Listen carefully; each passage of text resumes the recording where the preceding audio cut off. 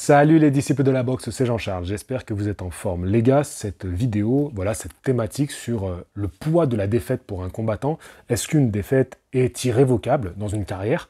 Ça m'est inspiré bien entendu par le combat de Baki, Baysangour Shamsudinov contre Jordan Zebo. Ça a eu lieu le week-end dernier et la défaite de Baki, qui est une surprise, a fait un retentissement tonitruant dans le monde du MMA français, et de là en ressortent les commentaires habituels, voilà, les personnes qui vont dire Baki était surcoté, Baki était une fraude, excusez-moi, j'en perds mes mots parce que ce ne sont pas des mots que je pense, donc forcément j'ai du mal à exprimer ça quand je parle d'un combattant de haut niveau, mais on va se permettre de dire que finalement, est-ce que ce combattant, parce qu'il a perdu, est-ce qu'il était vraiment au niveau des attentes? Parce que Baki est très, très clairement un prospect du MMA français. Cette thématique, ce combat, cette défaite est la déferlante de haine. Hein. Clairement, c'est un lynchage public de la part de certains qui finalement peut-être n'attendaient que ça. Ça me donne envie de parler de la vie du combattant de manière plus globale, en général, et de dire un peu ce que je pense de ce retour de bâton, ce retour de flamme que peut parfois subir le combattant. Bien évidemment, on va aussi tirer quelques leçons de ce combat et de l'attitude des deux combattants. Il y a des choses à dire, donc je vais aborder plusieurs sujets, mais mon sujet principal, c'est le poids de la défaite. Et comment cette défaite impacte aussi l'analyse qu'on va avoir sur un combattant. Tant qu'un combattant gagne, on reste dans l'attente de le voir poursuivre ses victoires. Je pense à Moises Itaoma en boxe anglaise, c'est un poids lourd qui monte, c'est un phénomène. Tant qu'il gagne, il y aura donc des gens qui vont le suivre, continuer à le suivre, et il va y avoir de plus en plus d'attentes d'un autre côté, et beaucoup de personnes doutent. On dit, bon bah oui, il gagne, mais contre qui il gagne? Il y a cette fameuse phrase, hein, voilà, on juge les adversaires de Monsieur Seguin, voilà, moi je les appelle des Monsieur Seguin, ce ne sont que des journeyman, ils sont pas à son niveau. Je pense à Jaron Ennis aussi, qui est un combattant que j'aime beaucoup, mais encore aujourd'hui, des personnes, alors qu'il a été champion du monde, contrairement à Moises Itaoma, encore aujourd'hui, oui, il a vaincu, mais il n'a pas affronté lui, il n'a pas affronté ça, il n'a pas eu de test, il n'a pas été touché, il n'a pas été mis en difficulté, etc., etc. Et donc, on va avoir un public, une part du public, qui est dans l'attente de voir le boxeur en difficulté, et même plus que ça, quelque part, on veut le voir perdre. Parce que c'est comme si ces personnes étaient auto-convaincues que de toute façon, c'était du bullshit, voilà, c'était n'importe quoi, cette carrière, elle était fausse, que ce mec-là, il n'était pas si bon que ça, donc on veut le voir perdre pour confirmer ce qu'on dit. C'est totalement une réalité d'un avis d'un certain public et de certaines analyses sur ces combattants.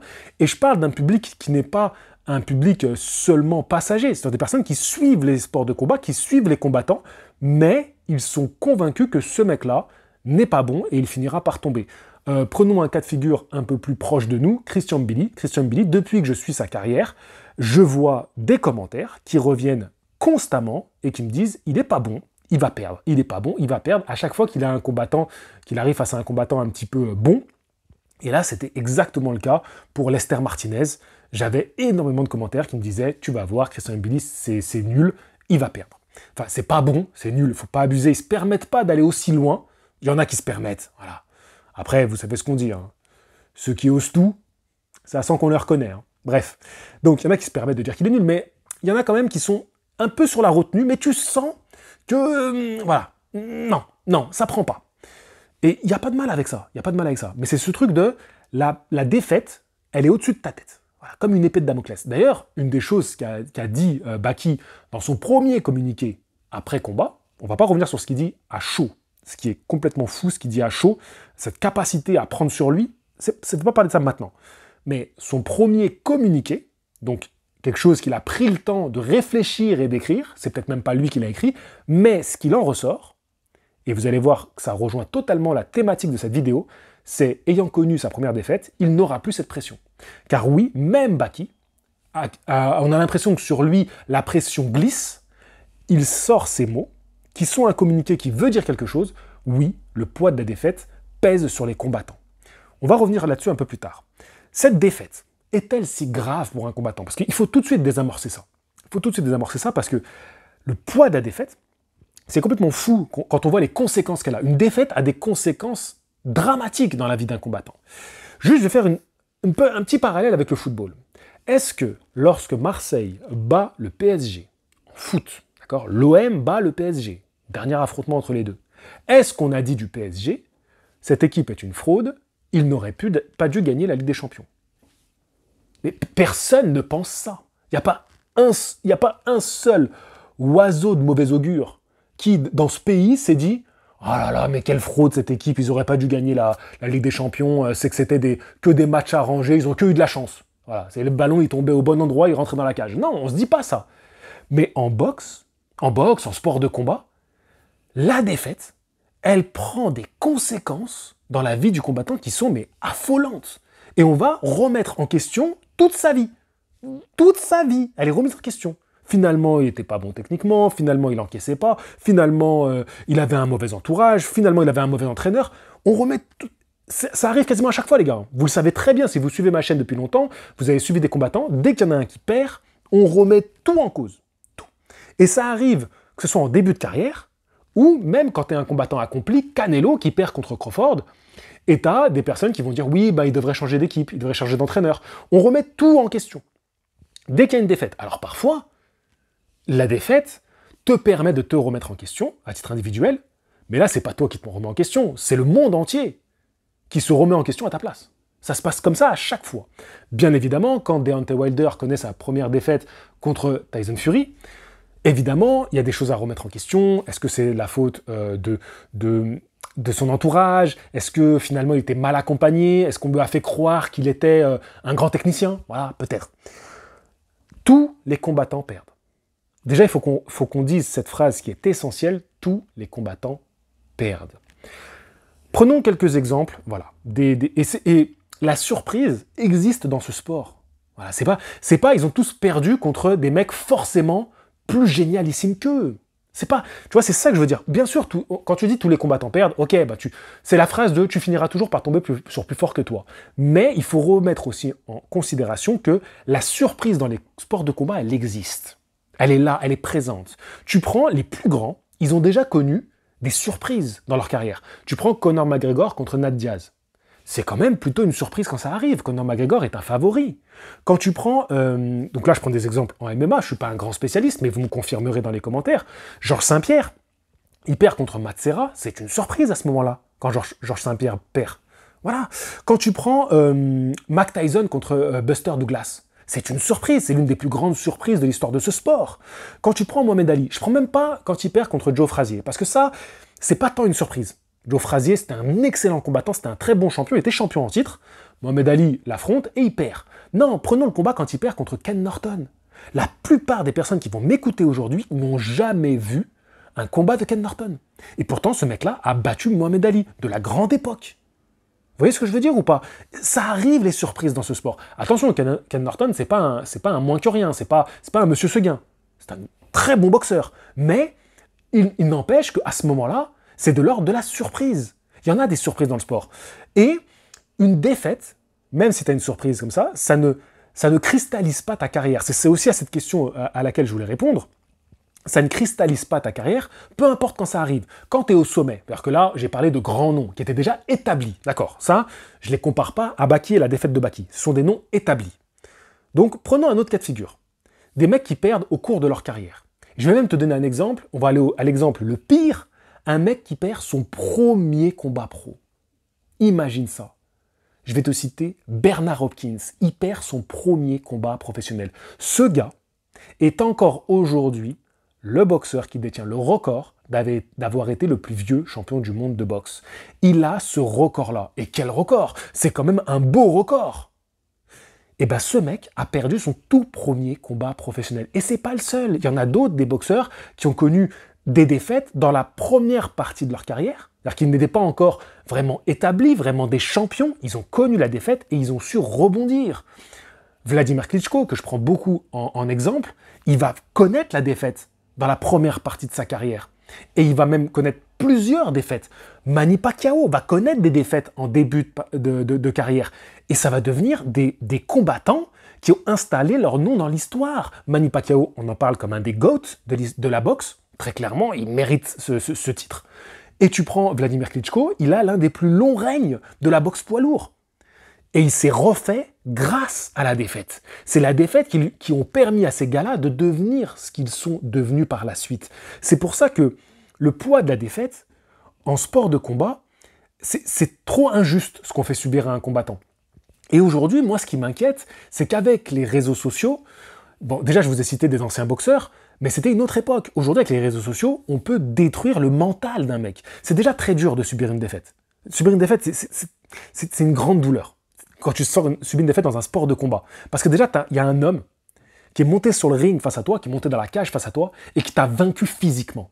C'est très très dur. Ton ego, il en prend un coup. Si vous n'avez pas vécu ça, vous ne savez pas de quoi je parle là. Ton ego, il en prend un coup. Qui plus est, ça c'est quelque chose qui a été vu. C'est pas, tu t'es embrouillé dans un bar, t'as pris une patate, t'as dormi, personne ne s'en rappellera, et peut-être même pas toi parce que t'avais un peu trop bu. Non, c'est pas ça l'histoire. C'est que ça a été vu. Ça a été jugé. Il y a des gens qui vont dire « Ouais, mais t'aurais dû faire ci, t'aurais dû faire ça. » Ça te rajoute à ta blessure de la défaite. Et aujourd'hui, avec les réseaux sociaux, ça prend une ampleur encore plus grande. C'est-à-dire que tout à chacun va être ton psychologue, va être ton entraîneur, va être ton frère, va être ta mère, je sais plus quel genre aujourd'hui. Bref, tout le monde se permet de te dire « Ouais, mais t'aurais dû faire ci, t'aurais dû faire ça, t'aurais pas dû faire ci, t'aurais dû faire ça, t'aurais dû signer là-bas, t'aurais dû aller au truc, tu vois, on avait dit t'es une fraude, on avait dit t'es nul en fait. En fait, t'es nul. » Voilà. Et ça, c'est terrible en fait, ce poids de la défaite. Donc finalement, je suis assez content d'avoir pu être inspiré pour faire ce sujet-là, parce qu'on a eu... en fait, moi, qu'est-ce qui m'a inspiré? En fait, plusieurs personnes m'ont invité à en parler. J'ai reçu un mail où on me disait de comparer la défaite de Baki avec la défaite de Tyson contre Douglas, en disant que c'était un peu la même chose à l'échelle française. Je suis pas d'accord parce que Mike Tyson était champion en titre. Alors, je suis pas d'accord. Je le remercie parce qu'il m'a inspiré aussi cette vidéo. J'en discutais aussi avec mon pote Dato, avec plein de personnes. J'ai eu des amis du monde de la boxe qui m'ont envoyé des messages par rapport à Baki Zebo.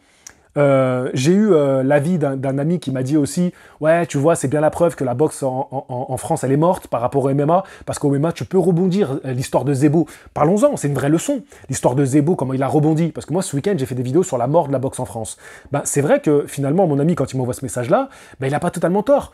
Un boxeur, en France, il part à l'étranger, il se fait voler, il se fait humilier là-bas, parfois, il se fait taper parce que, malheureusement, il n'était pas au niveau. Il est enterré, le combattant français. Enterré. C'est-à-dire qu'on va lui dire, t'es un as, t'es pas au niveau, vous êtes des monsieur Seguin, vous allez vous faire taper à l'étranger parce qu'ils sont meilleurs que vous. T'es enterré. Zebo, il se fait éteindre en 9 secondes par Cédric Doumbé. Regardez le parcours qu'il fait. Et c'est vrai que c'est beau dans le MMA de voir ça. Mais malgré tout, je trouve que même si j'ai beaucoup aimé ce qu'il m'a dit, mon ami, par rapport à ça, mais c'est vrai que le poids de la défaite, c'est quand même quelque chose de lourd. Et je voulais plus axer cette orientation sur le côté Baki, qui est un espoir qui se fait battre, parce que ça me fait penser aussi à Cyril Gane, à Tony Oka, qui ont aussi subi... Alors bien sûr, Cyril Gane, c'est au niveau du top niveau, parce que c'est le combat pour le titre. Perdre pour un titre, franchement, elle est où la honte? Il n'y a pas de honte à ça. Mais tu perds contre John Jones en quelques secondes, c'est bon, l'image, elle te colle à la peau, c'est terrible. Tony Oka qui met un genou à terre, c'est bon, il y a des gens qui n'attendaient que ça, de voir cette image de lui pour dire que c'est un minable, tu vois. Et ça, c'est fou, c'est que cette attente du public de te voir perdre, quand tu perds, la masse qui va venir te faire des reproches qui sont parfois totalement injustifiés, et c'est ça surtout qui peut détruire ta carrière. C'est pas tant la défaite. Un Baki, je suis persuadé qu'il a l'entourage, il a les épaules pour se remettre de cette défaite contre Jordan Zebo. Par contre, si le public et la communication, les médias ne te lâchent pas, te bousillent, te harcèlent autour de cette défaite, ça peut être très dur de t'en relever. Ça peut être très compliqué. Et c'est pour ça que la leçon que je vais en tirer aujourd'hui aussi, c'est Zebo, Jordan Zebo, qui d'une défaite cuisante, terrible, où il a été humilié. Et là, on voit Cédric Doumbé qui attendait que ça. Voilà, les gens, il n'a pas fallu longtemps pour que les gens le poussent un peu pour qu'il fasse des vidéos où il vient rajouter de l'huile sur le feu, se moquer à nouveau. Ben, franchement, ce qu'il a subi, Jordan, de s'en remettre, c'est beaucoup plus beau, c'est beaucoup plus fort de se remettre de la défaite comme ça et de revenir. Alors, c'est un peu ce qui rend la chose belle, qu'aujourd'hui tout soit exacerbé bah, de revenir de ça, c'est d'autant plus beau, c'est d'autant plus fort. Moi, je trouve ça magnifique. Mais on peut arriver à un moment donné à avoir des combattants qui se suicident. Ça arrive au Japon, les gars. Ça arrive au Japon. Il y a des jeunes qui se sont suicidés de cette pression sociale. Et j'ai l'impression qu'ici, en Occident, en Europe, en France, prenons le cas de la France, on est beaucoup plus cruel avec les combattants qu'ils le sont au Japon. Donc, il faut faire attention à ça. C'est la défaite, elle est dure déjà pour un combattant, donc ayez un petit peu de respect. Ayez un petit peu de respect. Quand toi, tu n'es juste qu'un commentateur, et moi, je vais me prendre ma position, moi, en tant que commentateur, c'est pour ça que j'essaie d'avoir du respect pour les combattants. Je vais être assez dur, assez sévère et parfois un peu taquin quand à un niveau mondial, que les mecs ont gagné des millions, parce que c'est pas pareil, voilà. Tu peux être un peu taquin avec un Joshua qui tombe face à Andy Ruiz, tu peux être un peu taquin face à un Tyson Fury qui tombe face à Francis Ngannou. Il a pas perdu le combat, mais il est tombé quand même, il s'est retrouvé sur le cul, et il était bien surpris. Là, tu peux être taquin, parce que c'est des mecs qui ont des millions, voilà, ils ont accompli des choses, voilà, c'est bon, là. Mais quand t'as un jeune combattant, un prospect, je veux dire, attends, les plus grands sont tombés. Des mecs sont tombés en début de carrière, ils sont quand même devenus grands. Et les Français, ils se permettent, d'un combattant, d'un prospect français, ils se permettent, parce que nous on est au-dessus de ça en fait, nous on est encore meilleur que ça. Nous, un mec perd, c'est une fraude. Mais ça va pas, vous, en fait, mais il faut redescendre un petit peu les gens, redescendez un peu. Vous permettez de considérer un mec comme une fraude parce qu'il connaît une défaite. Ça va, mais vous êtes pas bien, franchement, je trouve ça un peu affolant. Donc voilà, et c'est pour ça que je suis pas ravi de voir Cédric Doumbé qui remet de l'huile sur le feu, qui vient alimenter ça. Je trouve qu'il a fait déjà pas mal de dégâts. Je trouve que c'est un personnage dans le monde du MMA français. Voilà, il y a plein de choses à raconter et tout. Moi, je préfère qu'on garde l'image de Baki, qui est grande classe, tu vois, après sa défaite. Grande classe, tu vois. Il a cherché aucune excuse au micro. Et moi, j'en ai vu des dingueries. Hein. J'en ai vu des dingueries au micro. Hein. Franchement, des mecs qui sortent des folies, tu vois. Donc voilà, et Jordan Zebo qui est presque désolé, voilà, d'avoir mis KO Baki parce qu'il y a une histoire entre les deux, parce qu'ils se sont côtoyés, ils se sont connus. Donc ça aussi, je trouve ça très classe. Moi, je préfère rester sur cette image-là. Et c'est pour ça que, aussi, alors moi, ça m'aurait inspiré un sujet aussi, la leçon que nous donnent Baki et Zebo. Mais attention, aussi, moi, je préfère être vigilant par rapport à ça, ce comportement du public est exacerbé par les réseaux sociaux. Alors c'est bien, vous allez faire un tweet qui va faire rigoler la galerie, vous allez faire une vidéo TikTok, mais on a passé l'âge d'être au collège et de faire rire à la classe en se moquant du professeur. Non, c'est bon, on a passé l'âge quand même. C'est quoi ces bêtises? Après, c'est vrai, peut-être que sur les réseaux, c'est des collégiens et qui se rendent pas compte. Mais d'autant plus, je pense que une personne comme moi se doit de rappeler un petit peu à l'ordre ces petits gamins-là et de leur tirer un peu les oreilles, leur dire « Attendez les gars, respectez le bonhomme là, respectez le boug. Et j'espère que Baki va rebondir. Je souhaite le meilleur pour Zebo. J'espère que Baki va rebondir. J'espère que Cyril Gane va gagner contre Thomas Spinal. J'en profite pour vous dire qu'on fera un live avec TFS, donc avec Samir et Kakarot. On sera en live jeudi soir. Donc n'hésite pas à venir, on va discuter de ce combat-là. Parce que moi, j'ai plein de liens à faire avec la boxe anglaise par rapport à la catégorie des poids lourds. Donc je vais leur poser plein de questions et j'aimerais bien avoir leur opinion avec le regard du MMA. Donc ça va être super intéressant. Donc j'espère que Cyril Gane va gagner et montrer qu'on peut repartir de défaites cuisantes aussi. J'espère que Tony Oka va revenir et qui sait, un jour il aura une chance pour le titre. En fait, tous ces mecs-là, et je vais en revenir au drapeau français, ils représentent le drapeau français. Ils représentent la France. Donc moi, j'ai envie de les voir revenir, j'ai envie de les voir rebondir. Je ne serai jamais de ceux qui vont les descendre, les humilier, leur cracher dessus. Jamais. En fait, je serai jamais dans votre équipe. Jamais de la vie. Et je serai même toujours face à vous pour défendre ces gars-là. Donc force à tous ces gars, voir BSD qui rebondit comme ça, voilà, Benoît Saint-Denis, après des défaites dures aussi, le voir revenir, rebondir, mais tant mieux, moi ça me fait plaisir, donc force à eux tous, j'espère qu'ils vont être... Et puis aussi les défaites, ça peut donner des revanches palpitantes. Cédric Doumbé, voilà, que aujourd'hui, moi ça me déplaît beaucoup ce qu'il fait, mais moi, au Glory, je l'ai trouvé très impressionnant, et je sais que la défaite lui a permis de faire des revanches redoutables. Moi, il y a un boxeur que j'aime énormément, c'est Miguel Cotto, qui est un exemple pour moi. C'est un mec droit, c'est un mec solide, c'est un mec qui a pris les meilleurs à leurs meilleurs. Et Miguel Cotto, il a connu une défaite contre un mec qui était un tricheur, tu vois, qui avait mis du plâtre dans ses gants. Et ça a donné une revanche qui est épique, tu vois, parce que il a connu sa première défaite contre ce boxeur, contre ce tricheur. Et la revanche, elle est épique parce que il y avait une animosité entre eux. Donc aussi, les défaites, ça peut incarner quelque chose qui sublime la carrière du combattant. Donc non, de dire qu'un mec c'est une fraude parce qu'il connaît une défaite, mais ça fonctionne pas comme ça les gars, parce que si Baki ne prend pas le KO, on aurait dit, bon bah voilà, encore une fois, c'est normal, il a gagné parce qu'il est meilleur que lui. Là, il perd par KO, donc c'est une fraude. Je veux dire, tu sais, le discours, en fait, il peut tellement changer. Il suffit d'un rien pour que le discours change, mais le combat, et c'est ça qui est sublime, c'est qu'un combat, ça peut changer comme ça, en une fraction de seconde. Le combat peut complètement basculer. Voilà, c'est ça qui est beau dans le sport. Il y a des grands moments de sport et on vit ces grands moments. Donc vivez ces grands moments, réjouissez-vous pour Zebo de cette victoire et son parcours. Souhaitons le meilleur à Baki. Et voilà quoi, voilà. Et puis dites-moi en commentaire, est-ce que vous préférez que Zebo, parce que c'est quand même le gagnant, revanche contre Baki, avec les pépettes, ou revanche contre Doumbé? Vers quoi il va aller à votre avis? Voilà, sur ce les gars, je vous dis à la prochaine. J'espère que cette vidéo vous aura plu. Voilà, j'ai balancé plein d'informations, mais la thématique c'était ça. Dites-moi ce que vous en pensez. Est-ce qu'une défaite c'est irrémédiable, c'est irrévocable? Est-ce qu'on peut, on peut s'en remettre? Est-ce qu'on peut rebondir? Dites-moi des exemples de boxeurs qui ont connu la défaite et qui ont su rebondir et qui vous ont marqué, voilà, qui vous ont touché et vous avez trouvé ce parcours beau, formidable, etc., etc., que ça vous a inspiré. Sur ce, je vous dis à la prochaine. Fighting, prenez soin de vous, likez, abonnez-vous, boostez. Je fais jamais ça, mais je me dis peut-être qu'il y aura des nouveaux qui vont venir parce que c'est une thématique plus large. Venez les gars, abonnez-vous, je suis sympa. Je m'appelle Jean-Charles et je suis passionné de boxe anglaise. Bye bye.